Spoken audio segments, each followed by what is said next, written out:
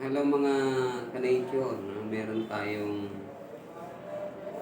dahon ng nyug na nakuha dun sa puno kanina. Naalala ko lang yung ginagawa namin noon nung kabataan namin. Yung mga laruan ng mga simple lang, mga indigenous na mga gamit ang ginagamit namin. Ito po, mula sa dahon ng nyug. Gagawa po tayo ng laruan. Ito po yung mga laruan namin noon. Tatanggalin lang natin yung ting-ting.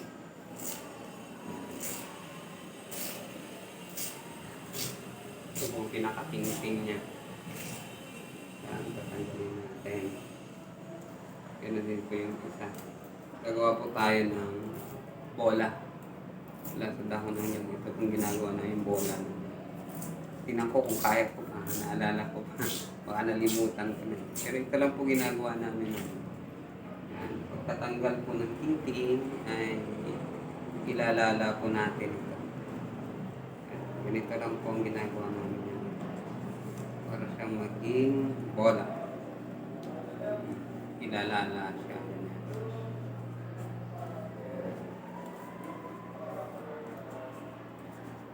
So, medyo naalala ko pa. Kaya ito nakalimutan. Yan. Hanggang sa siya ay bibilog. Yan nilalala po. Ganyan.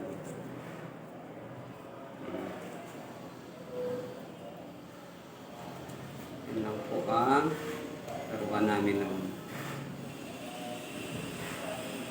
So, magiging bola po ito. Yan. Bibilog po yan. Uulit-ulitin na ang paglalala. Tapos papasok na ganyan. Tapos hihigpitan. Na po, muporma siya bibilog.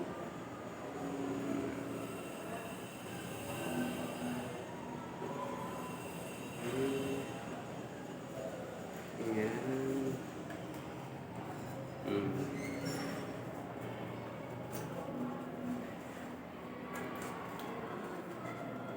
Ganyan na po. Bola na yan. Ayan, pumuporma na siya. Bibilog na. Ayan lang po yung laruan namin. Napaka-simpleng laruan. Mula lang sa mga indigenous na mga bagay. Ayan. Bola na po yan. Ayan na yung bola namin nun. Ayan. Okay. Yan na. Paikot-ikot lang. Paulit-ulit hanggang sa maubos natin yung dahon nito. So ito po yung laruan na namin yan.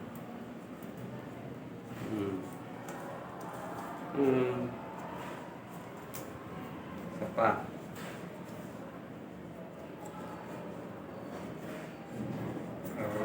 Naalala ko pang paggawa. Ganyan lang po yun.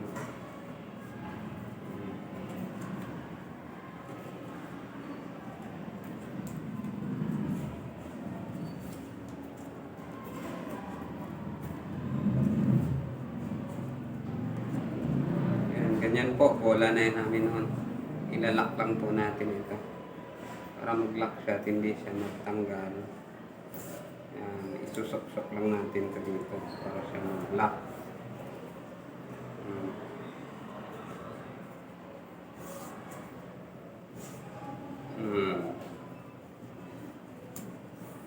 Ang bola mula sa dahon ng nyug.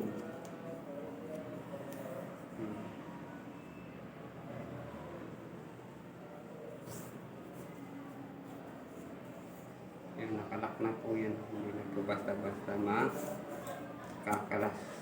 Pipigtas. Ano po siya.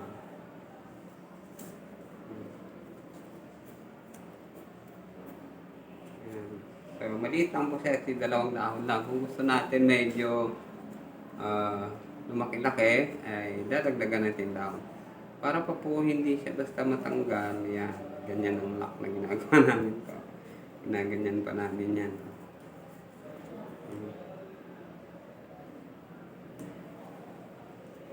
So, ito, bola na po ito. Yan. Ito rin, ilalak natin sa gilid. para hindi siya kumakalas. Mm. Mm. Ayan.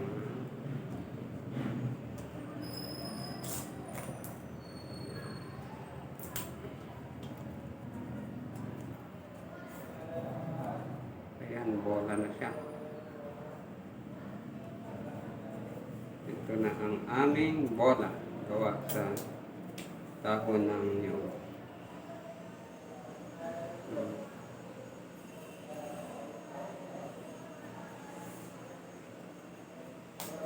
Mm.